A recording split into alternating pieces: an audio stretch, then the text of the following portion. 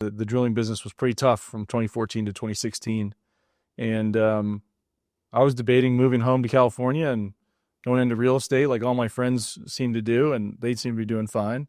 But Travis offered me a job here, and that's when I started full-time again at Diamondback in July of 2016, so nine years ago last month. We started, when I started at Diamondback, we were about a $4 or $5 billion company. Viper was a $1 or $2 billion company, and it's been a pretty big growth trajectory since then. What was the contract driller that you were? Contract driller was Bison Drilling and Field Services. It was now a subsidiary of Mammoth Energy Services that's public. That's right.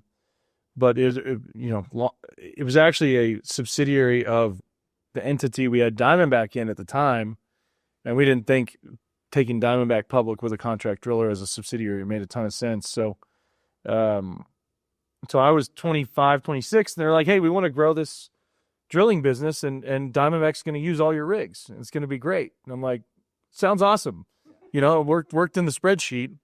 So we built 6 vertical rigs and 2 horizontal rigs, and Diamondback goes public using 6 verticals and 2 horizontals. And within 6 months, horizontal takes off, and Diamondback's running 1 vertical and 5 horizontals, none of which are mine. So my little business plan that I thought was so genius as a 26-year-old kind of got thrown on its head pretty quickly as horizontal drilling took off. But we ended up recovering, and Bison ended up doing pretty well until end of 2014. We were running 14 rigs at that time, and then the Saudis flooded the market, and OPEC, flooded the market at the end of 2014. And that was a pretty tough time for the next, year and a half in that business. Any lessons learned from being involved in the Bison business, being on the contract drilling side? It just provides a lot of perspective, right? I don't think a lot of people in my position understand how hard it is in the field, right? And how hard of lives these guys lived. I've said this a few times. I think the U.S. oilfield worker is the most underappreciated worker in the country. I also learned my number one rule is know what you don't know. Right. And I was a 26-year-old kid coming into.